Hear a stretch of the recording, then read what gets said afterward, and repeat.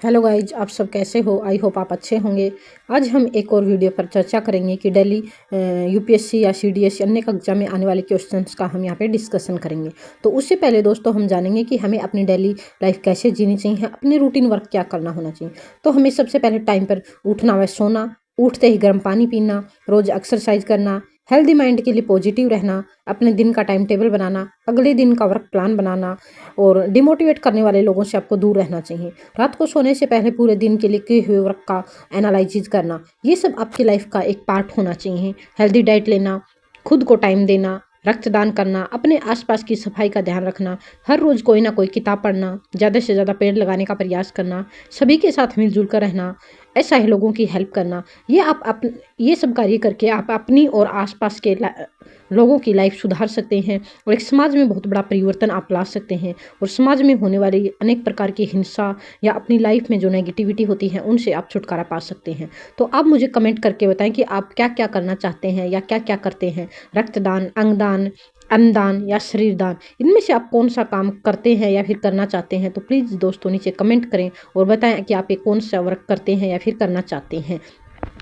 दोस्तों आज पूरे पृथ्वी के ऊपर ग्लोबल वार्मिंग या पर्यावरण से संबंधित जो समस्याएं हैं वो बहुत बड़ी समस्याएं हैं। ये एक मानव त्रासदी का रूप लेने वाली है आने वाले टाइम में और पृथ्वी के लिए बहुत ही हानिकारक है। तो हमें इसको बचाने के लिए ज़्यादा से ज़्यादा प्रयास करना चाहिए।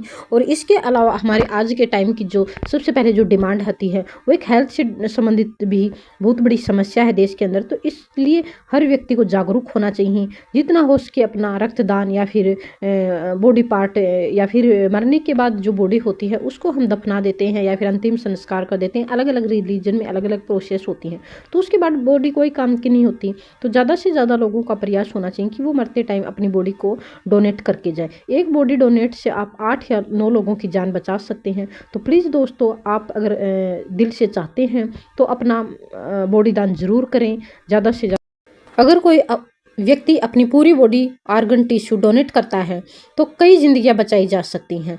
आर्गन डोनेट से आप अगर दिल को आप डोनेट करते हो तो एक व्यक्ति की जान बच जाती है। दोनों फेफड़े अगर आप डोनेट करते हो तो इससे 2 व्यक्तियों की जान बचाई जा सकती है। दोनों किडनी दान करने पर 2 व्यक्तियों की जान बचाई जा सकती है। लीवर दान करने पर 1 या 2 हिस्सों में यानी 1 या 2 व्यक्ति, और अग्नाशय डोनेट करने पर 1 व्यक्ति की जान बचाई जा सकती है। आंत से 1 व्यक्ति की जान बचाई जा सकती है। केवल ऑर्गन से करीब 8 या 9 लोगों की जान बच सकती है। टिश्यू डोनेट आँखों के कॉर्निया से 2 लोगों की रोशनी लौट सकती है। त्वचा, हड्डियाँ, दिल की वाल्व, टेंडर, कार्टिलेज आदि कई दर्जन मरीजों की मदद कर सकता है। कुल मिलाकर 8-9 लोगों की जान सीधे बच सकती है। ऑर्गन से 50+ मरीजों को जीवन गुणवत्ता में बड़ा योगदान मिल सकता है।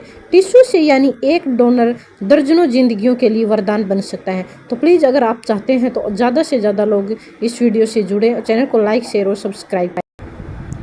भारत में अंगदान के नियम सरकार द्वारा बनाए गए मानव अंग एवं ऊतक प्रत्यारोपण अधिनियम 1994 संशोधित 2011 और 2014 के अंतर्गत आते हैं। कुछ नियम और प्रावधान इस प्रकार हैं। स्वेच्छा से अगर आप दान करना चाहते हैं तो अंगदान पूरी तरह से स्वेच्छा से होना चाहिए। किसी भी प्रकार का पैसा, उपहार या व्यापारिक लेन देन गैर कानूनी है। जीवित व्यक्ति द्वारा अंगदान केवल निकट संबंधी, माता पिता, भाई बहन, पति पत्नी, बच्चे, दादा दादी, नाना नानी अंगदान कर सकते हैं। यदि गैर रिश्तेदार अंग देना चाहता है तो जिला राज्य प्राधिकरण की विशेष अनुमति लेनी पड़ती है। मृत्यु के बाद अंगदान, मस्तिष्क मृत्यु घोषित होने के बाद अंगदान किया जा सकता है। इसके लिए कम से कम 2 रजिस्टर्ड डॉक्टरों का प्रमाण पत्र जरूरी है जिसका प्रत्यारोपण टीम से कोई संबंध न हो। जीवित दाता की स्थिति में लिखित सहमति पत्र जरूरी है। मृतदाता के मामले में परिवार के सदस्य या कानूनी वारिस की अनुमति अनिवार्य है। 18 वर्ष से कम उम्र का व्यक्ति अंगदान नहीं कर सकता है। इच्छुक व्यक्ति अंगदान प्रतिज्ञा पत्र, डोनर कार्ड भर सकता है। यह सिर्फ उसकी इच्छा दर्शाता है। अंतिम निर्णय मृत्यु के बाद परिवार की अनुमति पर निर्भर करेगा। दान और प्रत्यारोपण की पूरी प्रक्रिया राष्ट्रीय अंग और ऊतक प्रत्यारोपण संगठन नोटो के तहत नियंत्रित और पारदर्शी रखी जाती है। अंगों की खरीद फरोख्त, धोखाधड़ी, अवैध प्रत्यारोपण पर 5 या 10 साल की जेल और 20 लाख रुपए तक का जुर्माना हो सकता है। भारत में अंगदान को बढ़ावा देने के लिए NOTTO national organ and tissue transplant organisation कार्यरत है। 18 साल से ऊपर कोई भी स्वस्थ व्यक्ति अपनी मृत्यु के बाद अंगदान की प्रतिज्ञा कर सकता है। यदि आप बुद्धि डोनेट कर रहे हैं, भारत में ब्रेन डोनेशन के जो नियम हैं, कोई भी व्यक्ति 18 वर्ष से अधिक उम्र का ब्रेन डोनेट करने की प्रतिज्ञा कर सकता है। ब्रेन डोनेट स्वेच्छा से होना चाहिए। किसी प्रकार का पैसा या व्यापारिक लेन देन इसमें अवैध है। इच्छुक व्यक्ति ब्रेन डोनेशन फॉर्म या प्लेज्ड कार्ड भरना होता है उसको। इस कार्ड की अपनी कॉपी नज़दीकी मेडिकल कॉलेज, रिसर्च सेंटर और परिवार के पास होनी चाहिए। ब्रेन डोनेशन केवल मृत्यु के बाद होता है। इसके लिए परिवार या कानूनी वारिस की सहमति अनिवार्य होती है। ब्रेन का मुख्य रूप से मेडिकल शिक्षा, शोध, न्यूरोलॉजी रोगों जैसे अल्जाइमर, पार्किंसन, स्ट्रोक, एपिलेप्सी की रिसर्च के लिए संरक्षित किया जाता है। मृत्यु के 4 से 6 घंटे के भीतर मस्तिष्क सुरक्षित निकालकर विशेष तकनीकी से संरक्षित किया जा सकता है। इसके बाद शव परिवार को अंतिम संस्कार के लिए लौट दिया जाता है। दाता का नाम और जानकारी गोपनीय रखी जाती है। अब जानेंगे हम कि इसका पंजीकरण आपको कहाँ करना होगा। भारत में कई संस्थान ब्रेन डोनेशन स्वीकार करते हैं, जैसे कि NIMHANS Bengaluru, national institute of mental health and neuroscience. दूसरा है AIMS नई Delhi, national brain tissue repository of India. अन्य प्रमुख मेडिकल कॉलेज और न्यूरोलॉजी रिसर्च सेंटर भी बहुत सारे हैं। कोई भी 18+ व्यक्ति लिखित प्रतिज्ञा कर सकता है। मृत्यु के बाद परिवार की सहमति से मस्तिष्क शोध के लिए दान होता है। यह प्रत्यारोपण के लिए नहीं बल्कि रिसर्च और शिक्षा के लिए उपयोग किया जाता है। भारत में संपूर्ण बॉडी डोनेट के नियम भी सरकार द्वारा बनाए गए हैं। मानव अंग एवं ऊतक प्रत्यारोपण नियम 1994 संशोधन 2011 और 2014 में हुए थे और संबंधित राज्य सरकारों के दिशा निर्देशों के अंतर्गत आते हैं। पूरा शरीर आमतौर पर मेडिकल कॉलेज और रिसर्च इंस्टीट्यूट को दिया जाता है ताकि डॉक्टर, विद्यार्थी और वैज्ञानिक शिक्षा और शोध कर सके। भारत में संपूर्ण बॉडी डोनेशन का मुख्य नियम जो है वो 18 वर्ष से ऊपर का कोई भी व्यक्ति जीवन काल के लिए संपूर्ण बॉडी डोनेट करने की प्रतिज्ञा कर सकता है। दान पूरी तरह से स्वेच्छा होनी चाहिए। 18 वर्ष से कम उम्र का व्यक्ति शरीर दान नहीं कर सकता है। इच्छुक व्यक्ति को नज़दीकी मेडिकल कॉलेज एनाटॉमी डिपार्टमेंट में जाकर बॉडी डोनेट फॉर्म या प्लेज कार्ड भरना होगा। 2 गवाहों के हस्ताक्षर आपको बहुत जरूरी है करवाने। फॉर्म की कॉपी दान करने वाले और मेडिकल कॉलेज दोनों के पास रहती है। मृत्यु के बाद सहमति, भले ही व्यक्ति ने जीवन काल में बॉडी डोनेट करने की प्रतिज्ञा हो, अंतिम निर्णय परिवार कानूनी वारिस की सहमति से ही होगा। परिवार मेडिकल कॉलेज की मृत्यु की सूचना देता है।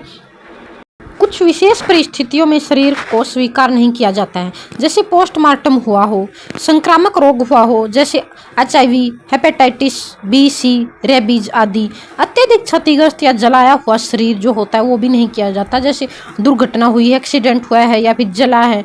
मौत के बाद शरीर बहुत देर तक बिना संरक्षण के पड़ा हो। प्रक्रिया जो होती है, मृत्यु के 6 से 8 घंटे के भीतर मेडिकल कॉलेज को सूचना देना आवश्यक है। मेडिकल टीम आकर शरीर को ले जाती है।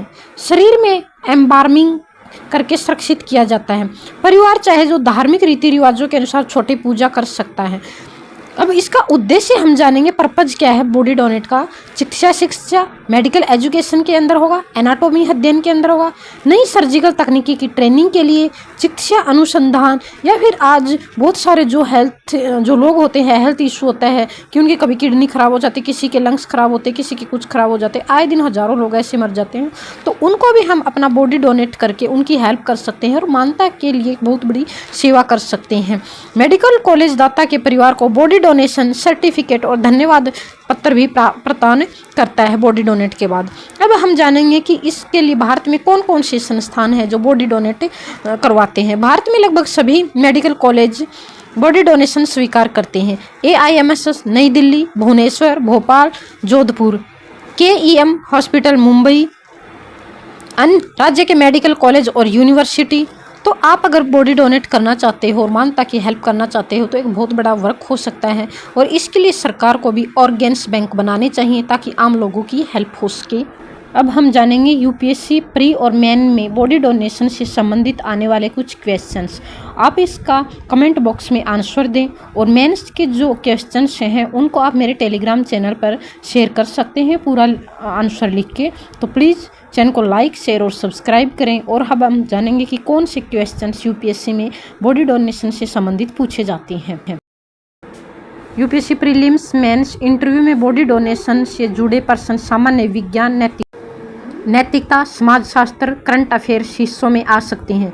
नीचे कुछ संभावित प्रश्न दिए जा रहे हैं, इनका उत्तर आप कमेंट बॉक्स में या फिर मेरे टेलीग्राम चैनल पर दे सकते हैं। हम जानेंगे क्वेश्चन नंबर 1। यूपीएससी प्रीलिम्स स्तर का ऑब्जेक्टिव टाइप क्वेश्चन है ये। भारत में बॉडी डोनेशन किस कानून अधिनियम के अंतर्गत नियंत्रित आता है?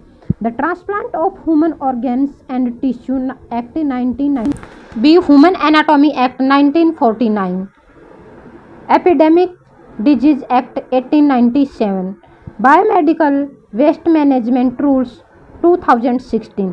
तो कमेंट करके बताएं कि इसका आंसर क्या होगा। निम्नलिखित में से कौन से बॉडी डोनेशन के लाभ हैं? मेडिकल शिक्षा और शोध में सहयोग, गरीब मरीजों के इलाज में सहायक, अंग प्रत्यारोपण में योगदान। सही विकल्प चुनें, केवल एक और 2, 1 और 3 या फिर 1, 2, 3। कमेंट करके उत्तर इसका दीजिए आप। अब हम यूपीएससी मेन में आने वाले कुछ क्वेश्चंस के बारे में, जीएस पेपर से संबंधित है ये। भारत में बॉडी डोनेशन से जुड़े सामाजिक और धार्मिक दृष्टिकोण की आप चर्चा कीजिए। इसका आंसर आप मेरे टेलीग्राम चैनल पर दे सकते हैं। दूसरा क्वेश्चन जीएस पेपर 2 से है, गवर्नमेंट पॉलिटी। मानव अंग और शरीर दान से जुड़े कानूनों और नीतियों की समीक्षा कीजिए तथा इसके क्रियान्वयन की चुनौतियों पर चर्चा कीजिए। तीसरा question GS paper 3, science and technology और हेल्थ। बॉडी डोनेशन और ऑर्गन डोनेशन को लेकर भारत में जागरूकता और इंफ्रास्ट्रक्चर की कमी मेडिकल शिक्षा और हेल्थ केयर सिस्टम को कैसे प्रभावित करती है? आप इसकी विवेचना कीजिए। जीएस 4 में एथिक्स होता है, जो एथिक्स के लिए बॉडी डोनेशन को मानव सेवा का सर्वोच्च रूप क्यों कहा जाता है? नैतिक दृष्टि से इस पर अपने विचार लिखिए। अब हम जानेंगे कि यूपीएससी इंटरव्यू में पूछे जाने वाले बॉडी डोनेशन से रिलेटेड कुछ क्वेश्चन। यूपीएससी इंटरव्यू यदि आपसे पूछा जाए कि क्या आप स्वयं अपनी मृत्यु के बाद बॉडी डोनेट करना चाहेंगे तो क्यों, और क्यों करना नहीं चाहेंगे तो क्यों नहीं करेंगे, और करेंगे तो आप क्या उत्तर देंगे इसका? भारत में लोग बॉडी डोनेशन से जुड़े क्यों हिचकते हैं? भारत में लोग बॉडी डोनेशन से क्यों हिचकते हैं? आप समाज में इसे बढ़ावा देने के लिए क्या कदम उठाएंगे? लोगों को कैसे अवेयर करेंगे और उनको बॉडी डोनेशन करने के लिए आप कैसे प्रोत्साहन करेंगे? इसका उत्तर आप कमेंट बॉक्स में लिख के बताएं। अगर आपको वीडियो अच्छी लगी है तो प्लीज़ चैनल को लाइक, शेयर और सब्सक्राइब जरूर करें ताकि मैं ऐसी ही वीडियोज़ आपके सामने लेके आती रहूँ। और कमेंट बॉक्स में बताएं कि आप किन किन चीज़ों का दान करते हैं या करना चाहते हैं।